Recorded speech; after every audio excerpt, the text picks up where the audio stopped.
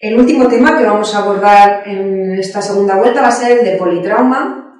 Debéis conocer que el politrauma es la causa más frecuente de muerte en pacientes jóvenes y para tratar pacientes politraumatizados usamos en general las pautas que nos da la ATLS, que es de la Sociedad Americana de Atención al Politraumatizado.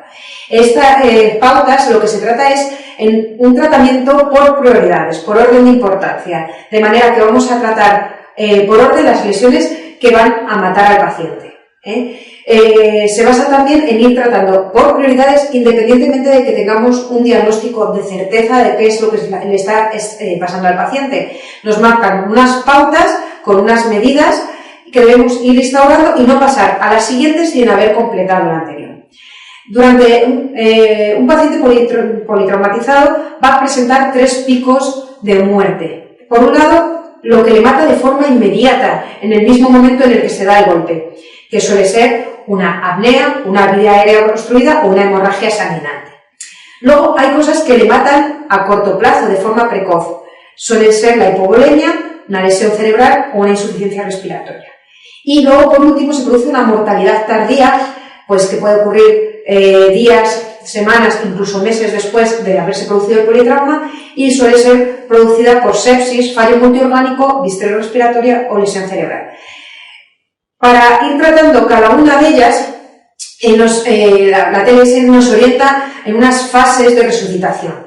La fase 1 es la fase de revisión primaria y resucitación, que es lo que implica el ABCDE y que se debe ir acompañando de unas medidas auxiliares que deben ir instaurándose conforme se va realizando esa revisión primaria. En la fase 3 es la revisión secundaria, que es lo que nos va a hablar sobre, vamos a intentar detectar esas lesiones que le van a matar a corto plazo para intentar prevenirlas. Y en la fase 4 se trata del tratamiento definitivo de las lesiones para evitar esa mortalidad tardía de la que os he hablado. Para ilustrar esto, tenemos el último caso, que nos habla de que el 061, el servicio de emergencia, nos trae a urgencias a un paciente politraumatizado tras haber tenido un accidente de moto. Cuando lo encontraron en la carretera, inconsciente, presentaba un traumatismo facial importante con un Glasgow de 8/15, con pupilas mediáticas reactivas, así como un traumatismo torácico y abdominal severo. La pierna le sangra a chorro y el brazo está doblado en su tercio medio por una aparente fractura.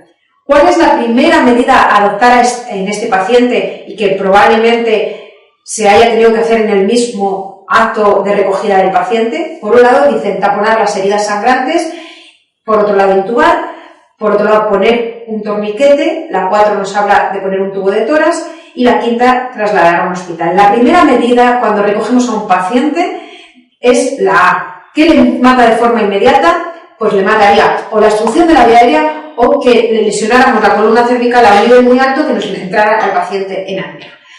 En este caso, un paciente que está inconsciente con un Glasgow bajito, lo primero que le puede matar es que se le obstruya la vía aérea. Para proteger la vía aérea tenemos 2 medidas, o bien ponerle un Guedel, pero el Guedel durante los traslados se nos puede movilizar y se nos puede salir, o intubar al paciente. La intubación es la forma más eficaz de tratar la vía aérea y la más segura. Por lo tanto, a este paciente le intubamos. A su llegada al hospital se exploran los mismos hallazgos descritos y de crepitación en la 9ª y 10ª costillas derecha. El abdomen está discretamente distendido, pero sin irritación peritoneal, y la pelvis parece estable. Presenta posible fractura de diáfisis femoral derecha y radiocubital izquierda. Una tensión arterial de 170, es decir, está estable, y una frecuencia de 98. Por lo tanto, menor de 100, en principio pensamos que no sangra, con una saturación de oxígeno del 92%. ¿Qué pruebas diagnósticas realizaremos durante esta revisión primaria? Pues durante la fase 1 de revisión primaria hay unos auxiliares al reconocimiento primario, que son generalmente la radiografía de tórax y de cuello, que se realizan mediante portátil en la misma mesa de atención al politrauma. ¿Qué queremos descartar con esto? Pues cosas que le matan de forma inmediata, de forma precoz. Un neumotórax abierto, atensión, un neumotórax masivo, un tórax inestable, un shock, etc. Y con estas medidas nos van a ayudar a identificar. ¿Qué medidas adoptaríamos en esta fase? Pues como medidas complementarias al reconocimiento primario debemos ponerle un electro, hacer una oximetría, una presión arterial, colocar una sonda nasogástrica, pero siempre con cuidado de que, tras que no haya habido un traumatismo facial en el que observemos unos ojos de mapache, lesiones que nos puedan pensar que pueda tener lesiones en la base del cráneo. Entonces la sonda se debería meter por la boca. Una sonda vesical, igualmente tenemos que descartar una fractura de pelvis importante que nos pueda haber roto la uretra. Entonces, si vemos un traumatismo pélvico, un hematomas en la pelvis, la sonda vesical la tendremos que poner después de hacer un tacto rectal en el que no observemos un acabalgamiento de la próstata, que nos indicaría que hay una posible rotura de la uretra y tendríamos que hacer un sondaje vesical abierto. Tendremos que sacar una analítica donde hagamos pruebas cruzadas, test de embarazo, test de tóxicos, iniciaremos la vacunación antitetánica, pondremos antibióticos si vemos heridas muy sucias, etc. Con lo cual, dentro de las opciones que nos dan, oxígeno, 2 vías periféricas, analíticas en suero, sondaje urinario, vacunación tetánica, todas ellas forman parte de las medidas complementarias al reconocimiento primario. Nos dicen que la radiografía de tórax hecha mediante portátil muestra un neumotórax izquierdo, no a tensión, y que ocupa solo el látex. Su actitud sería: para contestar a esta pregunta debemos repasar cuándo hay que poner tubo de tórax en un paciente con un politrauma y un neumotórax.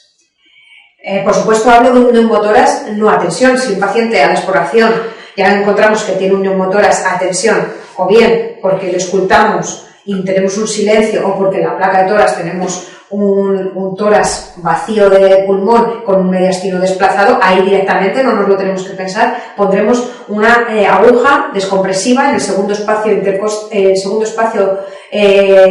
intercostal en la línea medio clavicular para descomprimir rápidamente el tórax, pues porque un neumotórax a tensión mata de forma inmediata a un paciente. Pero no estamos hablando de este.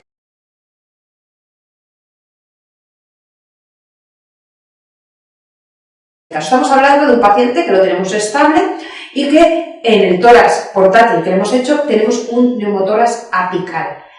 ¿Tendría indicación de tubo? Pues normalmente ponemos tubo en los politraumas cuando el neumotórax diseca hasta abajo, es decir, supone más de un 20% del volumen pulmonar. También cuando vayamos a realizar un traslado o necesite ventilación mecánica o cirugía, porque aunque sea un neumotórax pequeñito, en estos casos corremos el riesgo de que o bien por la ventilación mecánica o bien porque durante el traslado movilicemos al paciente, se nos transforme en un neumotórax a tensión y nos ponga en peligro la vida del paciente. Entonces, en estos casos podemos poner un drenaje endotorácico. ¿Dónde se pone? Se suele poner el drenaje en el quinto espacio intercostal, línea medio axilar, porque en este caso porque está intubado. ¿Qué otras pruebas de imagen le haríamos a continuación? Pues nos encontramos ya en la fase de revisión secundaria, puesto que ya nos han dicho que el paciente está estable, tiene la vía aérea controlada, se le ha hecho la placa cervical, el tórax está controlado, con lo cual, en principio, estamos en la revisión secundaria. ¿Cómo calificamos los traumas que tiene este paciente? Pues está inconsciente, un Glasgow bajito, con lo cual tiene un trauma craneal. Nos han dicho que tiene fracturas costales, con lo cual tiene un trauma torácico, y nos han dicho que presenta distensión, parece que tiene dolor abdominal, con lo cual también tiene un trauma abdominal. Para localizar en estos traumas torácico, abdominal y craneal posibles lesiones que le puedan matar a corto o medio plazo, tenemos que hacer pruebas de imagen. ¿Cuáles?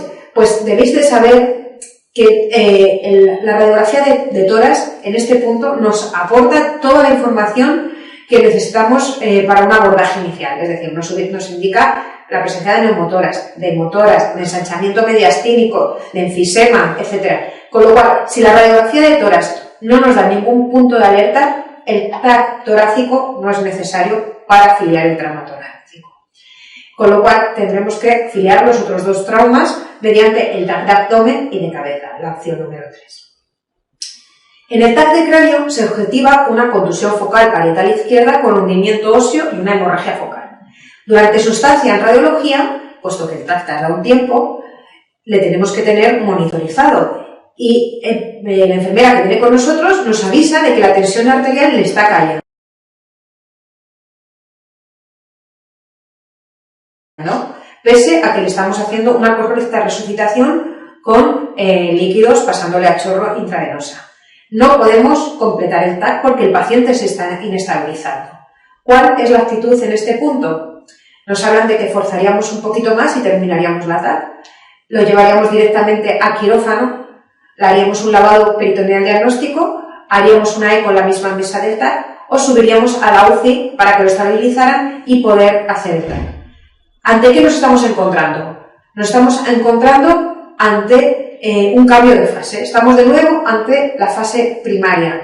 Lesiones que le pueden matar de forma inmediata. Un paciente que empieza a sangrar a chorro de forma inmediata y le está inestabilizando. Por lo tanto, en un paciente en el que conocíamos la presencia de un traumatismo abdominal, en la C pensamos que esa inestabilidad puede venir por un sangrado dentro del abdomen.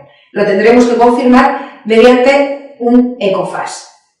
Fundamentalmente. El lavado peritoneal viene en todos los manuales, pero prácticamente no se hace ya. ¿Qué haremos con esa ecografía? Pues mirarle dentro del abdomen la presencia de líquido, en la pelvis, los subfrénicos, la presencia, simplemente con la presencia de hemoperitoneo, llevaremos al paciente a quirófano porque algo dentro de la tripa está sangrando. Si dentro de la ecografía no objetivamos esa presencia de hemoperitoneo, tenemos que continuar investigando algo que le produzca un sangrado muy importante que pueda llegar a matar al paciente. Y generalmente es la pelvis. Una fractura de pelvis inestable con un vaso pélvico sangrando a chorro inestabiliza al paciente. Con lo cual lo siguiente es descartar otras causas del shock, fundamentalmente una placa de pelvis que nos oriente si está rota. Si está rota, lo único que tenemos que hacer es estabilizar la pelvis del paciente, muchas veces con eso es suficiente para parar el sangrado, o asociado a esto o acompañando a esto, solemos llevar al paciente para hacerle una prueba vascular que nos embolice el vaso que está sangrando. Por lo tanto, la pregunta que nos han planteado, el paciente se nos ha hipotensado mientras hacíamos la TAC, volvemos a la revisión primaria, donde existe de nuevo peligro inminente de que el paciente se nos pueda morir, y haríamos la opción 4, una eco en la misma mesa de la TAC. En la ecografía abdominal aparece hemoperitoneo. ¿Cuál es la actitud que estimamos correcta? Nos hablan de aumentar la infusión de líquidos, fármacos vasoactivos y transfundir, aumentar la infusión de líquidos, fármacos vasoactivos, transfundir y valorar urgente por traumatología y neurocirugía.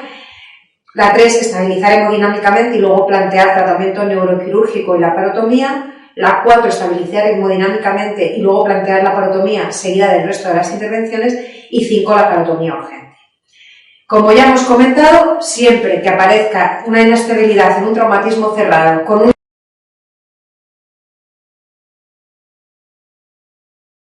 ECOFAS que nos confirme la presencia de hemoperitoneo, la única opción es la laparotomía, puesto que el paciente no va a poder controlar su sangrado de ninguna forma, por mucho líquido que le metamos, con muchas drogas vasoactivas, salvo que cortemos el punto que está sangrando. ¿Qué órgano esperaríamos probabilidad que sangrara en este paciente? Nos hablan del hígado, del bazo, de un desgarro mesentérico, de la aorta o el páncreas. Esta pregunta es frecuente fallarla. ¿Por qué? Porque en un traumatismo cerrado la mayoría de los alumnos considera y conocemos que la causa más frecuente de sangrado es el bazo. Pero debemos tener muy en cuenta los antecedentes personales, los antecedentes que nos han contado, la información relevante del caso clínico. Nos hablan de que se ha dado un golpe sobre el lado derecho. Entonces, pese que el bazo es el órgano más frecuentemente lesionado en el traumatismo abdominal cerrado, el golpe el paciente lo recibe en el lado derecho y esa información es importante tenerla en cuenta a la hora de contestar esta pregunta. Con lo cual, el órgano que más frecuentemente sangra si te das un golpe en el lado derecho es el hígado. ¿Qué tratamiento haremos a este traumatismo abdominal cerrado inestable? Pues haremos lo que denominamos una laparotomía y cirugía de control de daño. ¿En qué consistirá? Pues en el caso de que hubiera sido el bazo, le quitaremos el bazo. Y en el caso de que en lo que sangre, como en este caso, sea el hígado, el tratamiento consiste en el pacaje de las lesiones hepáticas. El hígado no se puede extirpar para controlar el sangrado. Y si te pones a hacer una cirugía importante intentando ver qué vaso está sangrando en un paciente chocado, probablemente el paciente acabe falleciendo. El tratamiento consiste en taponar, empacar, ¿Qué significa? Poner paquetes de compresas que compriman el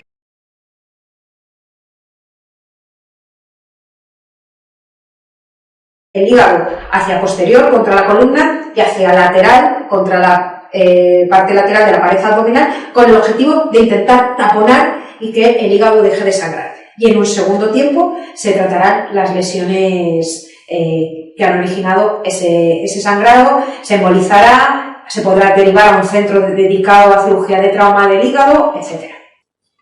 Con esto terminamos la segunda vuelta. Mi objetivo era que clasificaras, que intentarais poner a los pacientes quirúrgicos bajo unos determinados contextos de abdomen agudo, de traumatismo, de enfermedad inflamatoria, etcétera, que os ayuden a identificar los puntos claves de las preguntas para poder contestar a los casos clínicos. Espero haberos ayudado. Ahora tenéis el manual, las clases como material para poder estudiar y repasar, y me encuentro a vuestra disposición a través de los foros.